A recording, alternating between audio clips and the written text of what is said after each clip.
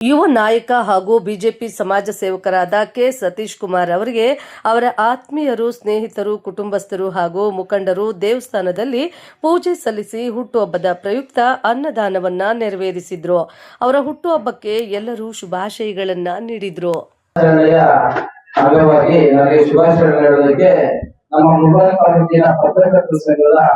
ಅಧ್ಯಕ್ಷರಾದ ನಮ್ಮ ದೇವಾನಂದ ಅವರು ಬಂದಿದ್ದಾರೆ.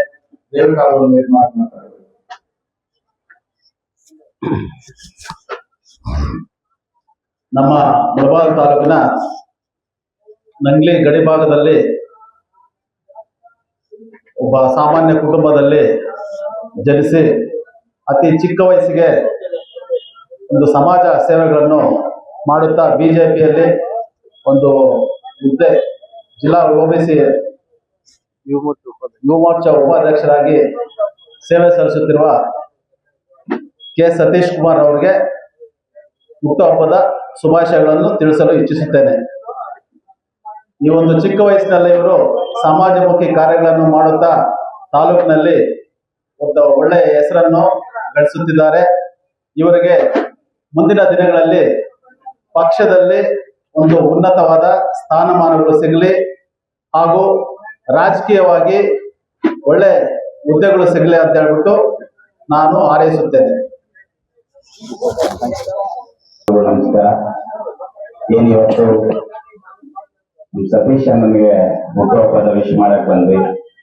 ಅವ್ರ ಉದ್ದೇಶ ಯಾವ ತರ ಇದೆ ಅಂದ್ರೆ, ಬೆಂಗಳೂರು ತನ್ನ ಸ್ವಂತ ಬಿಸ್ನೆಸ್ ನ ಬಿಟ್ಟು ಮುಳಬಾಗಿಲು ತಾಲೂಕಲ್ಲಿ ಬಡವರ ಪರ, ದೀನ ದಲಿತರ ಪರ ಒಂದು ಕೆಲಸ ಮಾಡಬೇಕು, ಸರ್ಕಾರದಿಂದ ಏನು ನ್ಯಾಯ ಒದಗಿಸಬೇಕು, ಸರ್ಕಾರದಿಂದ ಜನರಿಗೆ ಏನು ತರಬೇಕಾಗಿದೆ ಅನ್ನೋದ್ರ ಬಗ್ಗೆ ಒಂದು ಗಮನ ಹಾಕಿ ಇವತ್ತು ಬಿಜೆಪಿಯಲ್ಲಿ ಜಿಲ್ಲಾ ಯುವ ಮೋರ್ಚಾ ಉಪಾಧ್ಯಕ್ಷರ ಕೆಲಸ ಮಾಡ್ತಾ ತಂದೆ ಅಂತ ವೈಯಕ್ತಿಕ ಕೆಲಸಗಳು ಸಹ ತುಂಬಾ ಸಮಾಜಕ್ಕೆ ಕೊಡುಗೆ ಕೊಡ್ತಿದ್ದಾರೆ. ಅವರಿಗೆ ಇವತ್ತು ಹುಟ್ಟುಹಬ್ಬ, ದೇವರವರಿಗೆ ಆಯುಷ್ಯ ಆರೋಗ್ಯ ಎಲ್ಲ ಕೊಟ್ಟು ಕಾಪಾಡಲಿ ಅಂತ ಆನ್ಲೈನ್ನಲ್ಲಿ ಪ್ರಾರ್ಥನೆ ಮಾಡ್ತಾ ನನ್ನ ಮಾತನ್ನು ಮುಗಿಸ್ತೇನೆ. ಧನ್ಯವಾದಗಳು.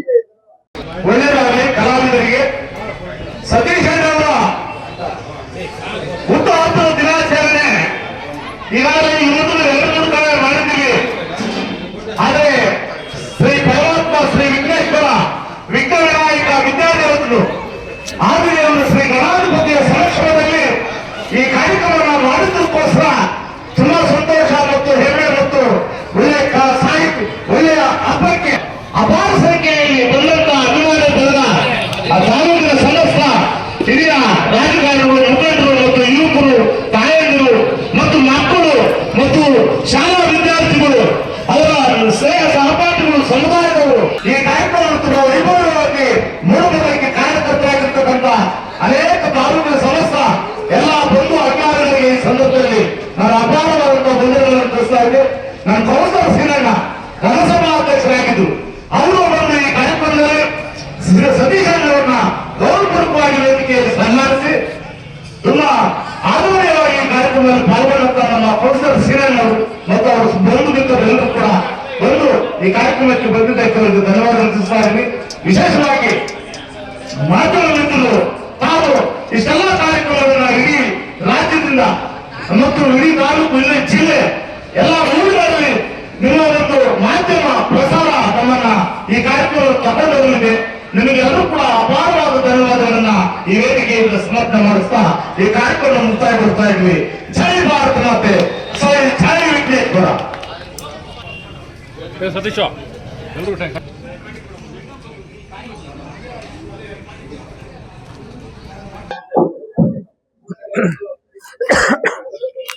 ಎಲ್ಲರಿಗೂ ನಮಸ್ಕಾರ. ಈ ದಿನ 14/2/2026ನೇ ತಾರೀಕು ನನ್ನ ಜನ್ಮ ದಿನಾಚರಣೆಯನ್ನ ಈ ನಮ್ಮ ಮುಳಬಾಗಿಲು ತಾಲೂಕಿನ ನಗರದ ದೊಡ್ಡ ಬಜಾರ್ ಬೀದಿಯಲ್ಲಿ ವಿಘ್ನೇಶ್ವರ ದೇವಸ್ಥಾನ ಬಳಿ ನಾವು ಜನ್ಮ ದಿನಾಚರಣೆಯನ್ನ ನಾವು ಹಮ್ಮಿಕೊಂಡಿದ್ದೀವಿ. ನನ್ನ ಜನ್ಮ ದಿನಾಚರಣೆಯ ಉದ್ದೇಶ, ನಾನು ಬೆಂಗಳೂರಲ್ಲೇ ಇದ್ದು ನಾನು ವ್ಯಾಪಾರ ಮಾಡಿಕೊಂಡು ವ್ಯವಹಾರ ಅಲ್ಲಿ ನಾನು ಬೆಂಗಳೂರಲ್ಲಿ ಮಾಡಿಕೊಂಡು ಆದ್ರೂ ಸಹ ನನ್ನ ಜನ್ಮ ದಿನಾಚರಣೆಯನ್ನ ಇಲ್ಲಿ ಮುಳಬಾಗಿಲು ತಾಲೂಕಲ್ಲಿ ಮಾಡ್ಬೇಕು ಅನ್ನೋದಕ್ಕೆ ಒಂದು ಕಾರಣ, ನನ್ನ ತಾಲೂಕಲ್ಲಿ ನನ್ನ ಜನ್ಮ ಆಗಿರೋದ್ರಿಂದ ಇಲ್ಲಿನ ಎಲ್ಲ ಗ್ರಾಮದ ಹಿರಿಯರು, ನಾಯಕರು, ಕಿರಿಯರು, ಸ್ನೇಹಿತರು, ಬಂಧು ಬಳಗರು ಎಲ್ಲರೂ ಇರೋದ್ರಿಂದ ಇವರ ಜೊತೆ ನನ್ನ ಜನ್ಮ ದಿನಾಚರಣೆಯನ್ನು ಆಚರಣೆ ಮಾಡಿಕೊಂಡ್ರೆ ಒಂದು ಹಬ್ಬದ ವಾತಾವರಣ ಸೃಷ್ಟಿಯಾಗುತ್ತೆ ಅನ್ನೋದು ನನ್ನ ಒಂದು ಆಸೆ. ನಿಮ್ಮೆಲ್ಲರ ಆಶೀರ್ವಾದ, ಆ ದೈವನ ಭಗವಂತನ ಆಶೀರ್ವಾದ ಅಂತೇಳಿ ನಾನು ಭಾವಿಸ್ತಾ ಇದ್ದೀನಿ. ಈ ದಿನ ಅನೇಕ ಗ್ರಾಮಗಳಿಂದ, ಮುಳಬಾಗಿಲು ತಾಲೂಕಿನ ಕೋಲಾರ ಜಿಲ್ಲೆಯ ಮಾಲೂರಿಂದ, ಕೋಲಾರಿಂದ, ನಮ್ಮ ಶ್ರೀನಿವಾಸಪುರದಿಂದ, ಬಂಗಾರಪೇಟೆಯಿಂದ, ನಮ್ಮ ಮುಳಬಾಗಿಲಿನ ಎಲ್ಲಾ ಗ್ರಾಮಗಳಿಂದ ಕೂಡ ನನ್ನ ಸ್ನೇಹಿತರು, ನನ್ನ ಹಿತೈಷಿಗಳು ಎಲ್ಲರೂ ಬಂದು ಇವತ್ತು ನನ್ನ ಜನ್ಮ ದಿನಾಚರಣೆಗೆ ಶುಭ ಕೋರಿದ್ದಾರೆ. ಬಂಧುಗಳೇ, ಈ ದಿನ ನಾನು ಯಾವುದೋ ಒಂದು ಪಕ್ಷದಲ್ಲಿ ನಾನು ಗುರುತಿಸ್ಕೊಂಡು ರಾಜಕಾರಣ ಮಾಡಬೇಕು ಅಂತೇಳಿ ನಾನು ಬಂದಿಲ್ಲ. ನಾನಿವತ್ತು ಮನಸ್ಫೂರ್ತಿಯಾಗಿ ಶುದ್ಧ ಕೈಗಳಿಂದ ಜನರ ಕಷ್ಟಗಳಿಗೆ ಸ್ಪಂದಿಸಿ, ಜಾತಿ ಭೇದ ಯಾವುದೇ ಜಾತಿ ಭೇದಗಳನ್ನ ಗಮನಕ್ಕೆ ತಗೊಳ್ದಿರ ಯಾರೇ ಕಷ್ಟ ಅಂದ್ರೂ ಅವರ ಒಂದು ಅನಾನುಕೂಲಗಳಿಗೆ ತಕ್ಕಂತೆ ಸರ್ಕಾರದಿಂದ ಬರುವಂತಹ ಸವಲತ್ತುಗಳನ್ನ ಜನಕ್ಕೆ, ಜನಸಾಮಾನ್ಯರಿಗೆ, ಬಡವರಿಗೆ, ಎಷ್ಟೋ ವಿದ್ಯಾವಂತರಿಲ್ಲದ ಗ್ರಾಮಗಳಲ್ಲಿ ಬಡವರಿದ್ದಾರೆ, ಅವ್ರಿಗೆಲ್ಲನೂ ಸರ್ಕಾರದಿಂದ ಬರುವಂತಹ ಒಂದು ಸವಲತ್ತುಗಳನ್ನ ತಿಳಿಸ್ಕೊಡ್ಬೇಕು, ಅವ್ರಿಗೆಲ್ಲರಿಗೂ ಒಂದು ಅನಾನುಕೂಲದಲ್ಲಿರುವಂತವ್ರಿಗೆ ಅನುಕೂಲ ಮಾಡಿಕೊಡ್ಬೇಕು ಅನ್ನೋದೇ ನನ್ನ ಉದ್ದೇಶ. ಹಾಗಾಗಿ ಇವತ್ತು ನಾನು ನಿರಂತರವಾಗಿ ನೀವೆಲ್ಲಾನು ನೋಡ್ತಿದ್ರೆ, ನಾನೇನೋ ಎಲ್ಲೋ ಇದ್ದು ನಾನು ಬರೀ ಹುಟ್ಟಹಬ್ಬಕ್ಕೆ ಮಾತ್ರ ನಾನು ಮುಳಬಾಗಿಲು ಬಂದು ಇಲ್ಲಿ ಆಚರಣೆ ಮಾಡ್ಕೊಂಡು ನಾನು ಹೋಗುವಂತ ವ್ಯಕ್ತಿ ಅಲ್ಲ.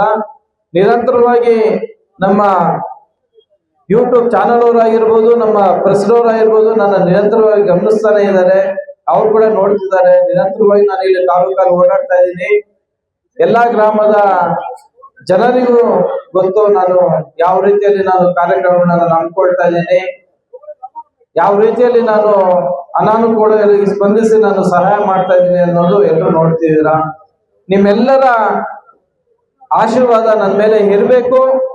ನಾನು ಇವತ್ತು ನಾಳೆ ಅಲ್ಲ, ಜೀವನ ಇರೋವರ್ಗು, ನನ್ನ ಜೀವ ಇರೋವರ್ಗು ಈ ತಾಲೂಕಿನ ಬಡಬಗ್ಗರ, ಬಡ ರೈತರ, ಜನಸಾಮಾನ್ಯರ ಸೇವೆಗಾಗಿ ನಾನು 24x7 ನಾನು ಕೆಲಸ ಮಾಡೋದಕ್ಕೆ ನಾನು ರೆಡಿ ಇದ್ದೀನಿ.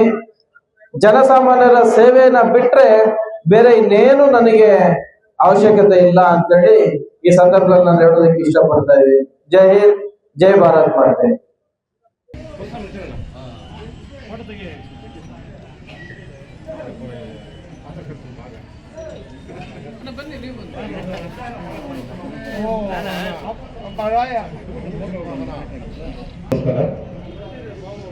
ರಾಜ್ಯದಿಂದ ಹಿಡಿದು ಜಿಲ್ಲೆಯಿಂದ ಹಿಡಿದು ತಾಲೂಕು ತನಕ ಸಂಘಟನೆ ಕಂಪ್ಲೀಟ್ ಸತ್ತೋಗಿದೆ. ನಮಗೆ ಸಂಘಟನೆ ಜೋರಾಗಿ ಓಡ್ತಾ ಇಲ್ಲ.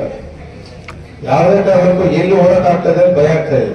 ನಾನು ಬಂದು ಇವತ್ತು ಮನೆ ಬಂದಿದ್ದು ಹೇಳಿದೆ, ನೀವು ಏನಿಲ್ಲಪ್ಪ, ಯಾರೋ ಪೊಲೀಸ್ ಬರ್ತಾರಪ್ಪ, ಇವ್ರು ಯಾವ ಉತ್ಸವ ಮಾಡ್ಬೇಕು ಅಂತ ಹೋದ್ರೆ ಅವ್ರು ಕೇಳ್ಕೊಡ್ತಾರೆ. DSP ನಾವೆಲ್ಲ ಮಾಡ್ತಾ ಇದ್ದೇವೆ, ನೀವೆಲ್ಲ ಪತ್ರಕರ್ತರು ಹೇಳಿ ನಾವು ಇಂಥ ಕಡೆ ಪರ್ಮಿಷನ್ ಕೊಡಲ್ಲ ಅಂತ ಹೇಳ್ತಾ ಇದ್ದಾರೆ. ನನಗೆ ನೀವು ಕೊಡಲ್ಲ ಅಂದ್ರೆ ನಿಮ್ದಲ್ಲ, ನಾನು ಒಬ್ಬರೇ ಕೂತ್ಕೊಳ್ತೀನಿ, ಹಿರಿಯರಪ್ಪ ಒಂದ್ ಕಡೆ ಕೂತ್ಕೊಳ್ತಾರೆ, ನಾವು ಕಾರ್ಯಕ್ರಮ ಮಾಡ್ತೀವಿ ಅಂತ ಹೇಳಿದ್ರು. ಶಿವನ ನಿಜನ ಶಿವನ ಕೂತ್ಕೊಂಡು ಶಿವನ ನಿಜನ ಹಂಗೆ ಹೇಳ್ತಾ ಇದ್ದಾರೆ ಅವರು. ಈಗ ಹಂಗಿಲ್ಲ. ಸಾರ್ ನೀವೇನಾದ್ರು ಮಾಡಿ ಸಾರ್, ನೀವು ಹೇಳಿ ಕಂಡೀಷನ್ ಎಲ್ಲ ರೆಡಿ, ಕೋರ್ಟಲ್ಲಿ ಬೇಲ್ ಅಂತ ನೋಡು ಸರ್, ಎನಿ ಕಂಡೀಷನ್ಸ್ ನೀವು ಹೇಳಿ ಆ ಕಂಡೀಷನ್ ನಾವು ರೆಡಿ ಅಂತ ಹೇಳ್ತಾರೆ.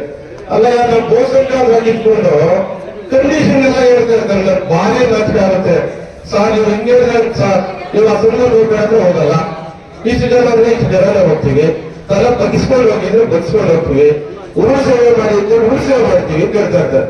ನನಗೆ ಭಾರಿ ನೋವಾಯ್ತು. ಯುವಕರು ಇರ್ತಾರೆ, ಎಲ್ಲ ಇರ್ತಾರೆ, ಕೇಸ್ ಬಂದ್ರೆ ಮಾಡ್ಲಿ. ಒಬ್ಬ ತಾಲೂಕು ಇರ್ಬೇಕಾದ್ರೆ ಒಂದು 5 ಕೇಸ್ ಇರ್ಬೇಕು, ಜಿಲ್ಲಾ ನಾಯಕರ ಅಂತ ಒಂದು 23 ಕೇಸ್ ಇರ್ಬೇಕು, ರಾಜ್ಯ ನಾಯಕರು ಒಂದು 53 ಕೇಸ್ ಇರ್ಬೇಕಪ್ಪ. ಹೋರಾಟ ಮಾಡೋದಲ್ಲ, ನಾವೇ ಸ್ಮಗ್ಲಿಂಗ್ ನೋಡಿದ್ರೆ ಅಭಿವೃದ್ಧಿ ಮಾಡೋದಲ್ವಲ್ಲ. ನೀವು ಪಕ್ಷ ನೋಡಿದ್ದೇನೆ, ಎಲ್ಲದಕ್ಕೂ ಭಯ ಬೀಳ್ತಾರೆ ಅನ್ಕೊಂಡು ನಮ್ಮವರು. ಈಗ ಅನಂತಕುಮಾರ್ ಹೆಗಡೆ ಇದ್ದವರೆಲ್ಲ ಇದ್ದಾರಲ್ಲ, ಈ ರೀತಿ ಸಂಘಟನೆ ಆಗಬೇಕು ಅಂತ ನಾನು ಮುಳಬಾಗಿಲು ಸತೀಶ್ ಅವ್ರಿಗೆ ಹೇಳೋದು ಕೂಡ, ಅನಂತಕುಮಾರ್ ಹೆಗಡೆ ರೀತಿ ಬಂದ್ರಿ, ನಾವೇನು ಸಂಬಂಧವನ್ನು ಕೊಡ್ತಾ ಇಲ್ಲ. ಯಾವ್ದು ಆಫೀಸರ್ ಹತ್ರ ರುಜು ಮಾಡಕ್ಕಲ್ಲ, ಯಾವ ಇದೇ ಕೊಡ್ಬೇಕಲ್ಲ. ಹಾಗಾಗಿ ನೀವೇನಿಲ್ಲ, 1,000 ಜನ ಯುವಕರು ಒಂದು ತಂಡ ಆಗೋದಾದ್ರೆ ನಮ್ಮ ಶಾಸಕರಿಗೆ ಸಂಸದರಿಗೆ ನಾವೇಳಿದಂಗೆ ಯಾವ್ದು ಕೇಳಿದ್ರೆ ಆಡಳಿತವ್ರನ್ನ ಆ 1,000 ಜನ ಟೀಮ್ ಮಾಡ್ಬೇಕು. ಫೋನ್ ಮಾಡಿದ ತಕ್ಷಣ 1,000 ಜನ ಬರೋದಕ್ಕೆ ಏನಾದ್ರು ಮಾಡಿ ಅಂತ ಹೇಳಿದ್ರೆ ನೀವು ಏನಾದ್ರು ಕೇಳ್ತಪ್ಪ, ಪೊಲೀಸ್ ಕೇಳುತ್ತೆ, ಎಲ್ಲ ನೀವು ಆಡಳಿತ ಅವ್ರಿಗೆ ಎಲ್ಲ ಕೇಳುತ್ತಪ್ಪ. ನೀವು ಆ ರೀತಿ ಇಟ್ಕೊಂಡಿರಲಿಲ್ಲ. ಈಗ ಏನ್ ಮಾಡುತ್ತೆ, ಯಾಕೆ ತೊಂದರೆ ಐತಪ್ಪ, ಒಬ್ಬೊಬ್ಬರು ಸಹಾಯ ಮಾಡೋದಿಲ್ಲ. ಯಾರು ಪೊಲೀಸ್ ಕೇಸ್ ಆಯ್ತು ಅಲ್ಲ, ಏನ್ ಕೇಸ್ ಮಾಡಿದಾರಪ್ಪ ನಾವು ಕಾಯ್ಕತ್ತ, ಆ ಸುಳ್ಳು ಕೇಸ್ ಈಗ ತಿಳ್ಕೊಳ್ಬೇಕಲ್ಲ. ಇಲ್ಲಿ ಯಾವ್ದಾದ್ರು ಗಲಾಟೆ ರೂಢಿಗೆ ಮಾಡಿರ್ತಾರೆ, ರೂಢಿಗೆ ಏನ್ ಮಾಡಿರ್ತಾರೆ, ಏನು ಹೋರಾಟ ಮಾಡಿರ್ತಾರೆ, ಎಲ್ಲ ಇರ್ತಪ್ಪ ಉಳಿಸ್ಬೇಕಲ್ಲ. ಆರೋಗ್ಯ ಉಳಿಸುವಂತ ತಾಕತ್ತಿರೋದ್ರಿಂದ ಕಂಪ್ಲೀಟ್ ಸುಸ್ತಾಗಿರೋ ಸಂದರ್ಭದಲ್ಲಿ ನಾವೆಲ್ಲ ಕೂಡ ಈ ಯೋಗಾಸನ ಹೇಳ್ತಾರೆ ಶವಾಸನ ಅಂತೇಳಿ, ನಾವು ಶವಾಸನ ಹಾಕ್ಬಿಟ್ಟಿದ್ದೀವಿ ನಾವೆಲ್ಲ ಸೀನಿಯರ್ ಕಾರ್ಯಕರ್ತರು. ಈಗ ಇವ್ರು ಯಾರೋ ಬಂದು ಇಲ್ಲ ಇದು ನಾವು ಭುಜಂಗಾಸನ ಮಾಡೋಣ, ಇವಾಗ ಯಾವ್ದು ಅಯ್ಯಾಸನ ಮಾಡೋಣ ಬಂದಿದ್ದಾರೆ. ಸಂತೋಷ, ನೀವು ಬಂದು ನೀವು ಕೂಡ ಇದು ಮಾಡೋದಾದ್ರೆ ನಾವು ಕೂಡ ಸಾಥ್ ಕೊಡ್ತೀವಿ. ನಿಜ ಕೂಡ ಸಂಘಟನೆ ಚೆನ್ನಾಗಿ ಎಲ್ಲ ಬರುವಂತ ಕಾರ್ಯಕರ್ತರು ಎಲ್ರಿಗೂ ಬೇಸರ ಬಿಡಿದೆ. ನಾನು ಹೇಳ್ತಾ ಇದ್ದೇನೆ ಸತೀಶ್ ಅವರೇ, ನಾನು ಯಾವುದೇ ಪತ್ರಕರ್ತರ ನಾನು ಹೇಳಿದ್ರೆ ನಾನು ಸಾಥ್ ಕೊಟ್ಟದ್ದು ಯಾರಿಗೂ ಕೊಟ್ಟಿಲ್ಲ, ಯಾವ ನಾಯಕರಿಗೂ ಕೊಟ್ಟಿಲ್ಲ. ಎಲ್ಲ ಪತ್ರಕರ್ತರು ನಾನು ₹1 ಕೊಟ್ಟಿಲ್ಲ, ನಾನು ಕಾಪಿ ಕೊಡಿಸಿಲ್ಲ. ನಮ್ಮ ಅಮ್ಮನಾಡಿಗೆ ಹೇಳ್ತಾ ಇದ್ದೀನಿ, ನಮ್ಮ ಕುಲದೇವರಾಡಿಗೆ ಹೇಳ್ತಾ ಇದ್ದೀನಿ, ನಾನು ಬರ್ದೆ ನೀವು ಯಾರಿಗೂ ಬರ್ರಿ, ಯಾವ ಪಕ್ಷಕ್ಕೂ ಎಲ್ಲ ಪತ್ರಕರ್ತರು ಕೂಡ ನಾನು ಕೇಳ್ತಾ ಇದ್ದೀನಿ, ಯಾವ ನೀವು ವಿಚಾರ ಹೇಳ್ರಿ ಅಂತೇಳಿ ತಕ್ಷಣ ಸ್ಪಂದಿಸ್ತಾ ಇದ್ರು. ಯೂಟ್ಯೂಬ್ ಅವರು ನೂರಾರು ಪಾಪ ಅವ್ರಿಗೂ ನಾವು ಹೇಳ್ಕೊಟ್ಟಿಲ್ಲ, ನಮ್ಮ ಮನಸ್ಸಿಗೆ ಸಾಥ್ ಕೊಟ್ಟಿದ್ದಾರೆ. ಮತ್ತೆ ಮುರುಘಾ ಜನ ಕೂಡ ಬಹಳ ಒಳ್ಳೆಯವರು, ಅವರಿಗೆ ತಮಿಳವರು ಬಂದಿದ್ದಾರೆ, ಅಂಚಿಪುರ್ ಹೇಳ್ತಾ ಇದ್ರು, ಏನಾದ್ರು ಕೆಲಸ ಮಾಡ್ಬಿಟ್ರೆ ಬುಟ್ಟಾಗಿ ಬಂದು ಮನೆ ತಗೊಳ್ಳಿ ಏನಾದ್ರು ಓದಿ ಹೇಳ್ತಾ ಇದ್ದಾರೆ. ನೋಡಿ ಬೇರೆ ಪರ ತಗೊಳ್ಳೋಣ ಅಂದ್ರೆ ಇಲ್ಲ ಮರ್ಯಾದೆ ಕೊಡ್ಬೇಕು, ಒಳ್ಳೆ ಮರ್ಯಾದೆ ಜನ ಕೂಡ ಮಾಡಬಾರ್ದು. ಆ ರೀತಿ ಇಂಥ ಜನ ಮತ್ತೆ ಅವ್ರು ಅರ್ಥ ಮಾಡ್ಕೊಳ್ಳೋ ರೀತಿ ಆಗ್ಬೇಕು. ಸ್ವಲ್ಪ ತರ ಮತ್ತು ಅರ್ಥ ಮಾಡ್ಕೊಳ್ಳೋದು ಭಾವನಾತ್ಮಕ ಜನ, ಒಳ್ಳೆಯ ಜನ. ಹಾಗಾಗಿ ಸಂಘಟನೆ ಈ ರೀತಿ ಬಂದ್ರೆ ಚೆನ್ನಾಗಿರುತ್ತೆ ಹೊತ್ತು ಅವ್ರಿಗೆ ಪೊಲೀಸ್ ಸ್ಟೇಷನ್ ಅದು ಇದು ಹೆಚ್ಚಿನಪ್ಪ ಅಂತ ಆದ್ರೆ ಸಂಘಟನೆ ಕಟ್ಟೋದು ಕಷ್ಟ ಇದೆ. 1,000 ಜನ ಟೀಮ್ ಆಗಲಿ ಸ್ವಾಮಿ ನೀವು ಯಾವ ಕಾಯ್ತಿದ್ದವ್ರು ಯಾಕೆ ಪೊಲೀಸ್ ಕೊಡೋಣ ನೋಡೋಣ, ನಾವು ಹೆಚ್ಚಿನ ಕೇಸ್ ಹಾಕೊಂಡು ನೋಡೋಣ. ಅವ್ರು 200 ಜನ ಇರ್ತಾರಪ್ಪ, ನಾವು 1,000 ಜನ ಏನ್ ಮಾಡ್ತಾರೆ ಅವರು, ಯಾವ ಪೊಲೀಸ್ ಕೊಡೋದು ಹೇಳಿದ್ದಾರೆ ಅವ್ರು ಕೇಳ್ಕೊಳ್ಳೋದು ತಿಳ್ಕೊಳ್ಳೋದು ಬಹಳಷ್ಟು ನಾಚಿಕೆಯ ಸಂಗತಿ ಅಂತ ಇರ್ತದೆ. ಹಾಗಾಗಿ ಯಾರ ಪಾಪ ಬೋರ್ ಆಗ್ತಾ ಇದೆ ಈ ಜಿಲ್ಲೆಯವರಿಗೆ, ಈ ರೀತಿ ಆಗ್ತಾ ಇಲ್ಲ. ಜಿಲ್ಲೆಯಲ್ಲಿ ಕೂಡ ಆಗ್ತಾ ಇಲ್ಲ. ನೀವು ಜಿಲ್ಲಾಧ್ಯಕ್ಷರಿಗೆ ಹೇಳಿ, ರಾಜ್ಯಾಧ್ಯಕ್ಷರಿಗೆ ಹೇಳಿ, ನಾನು ಸಸ್ಪೆಂಡ್ ಮಾಡಿಸಿದ್ರೆ ಬರೋದಿಲ್ಲ. ಹಾಗಾಗಿ ಹೇಳ್ತಾ ಇದ್ದೇನೆ, ರಮೇಶ್ ಕೂಡ ಹೇಳಿದ್ದೀವಿ ಮಾತನ್ನ, ನಿಮಗೂ ಮತ್ತೊಂದು ಹೇಳ್ತಾ ಇದ್ದೇವೆ. ಹೀಗಾಗಿ ಈ ಸಂದರ್ಭದಲ್ಲಿ ಕಾರಣವಾಗಿರುತ್ತೇವೆ ನಿಮ್ಮ ಅನುಭವ ಹೇಳಿದ್ದಕ್ಕೆ ಕಾರ್ಯಕರ್ತರಿಗೆ ನಿರುತ್ಸಾಹ ಮಾಡಬೇಕು, ಮಾತಾಡ್ತೇವೆ, ಕ್ಷಮಿಸಬೇಕು. ನೀವು ಕ್ಷೇಮವಾಗಿ ದೇವರು ನಮಗೆ ನೀವು ತಿಳಿದವರು ಎಲ್ಲದೂ ರಾಜ್ಯವಾಗಿದ್ದು ಚೆನ್ನಾಗಿ ಸಂಘಟನೆ ಕೆಲಸ ಮಾಡಿ ಕೇಳಿದ ನಾನು 4 ಮುಗಿಸ್ತೇನೆ. ಎಲ್ಲರಿಗೂ ಕೂಡ ನಮಸ್ಕಾರ.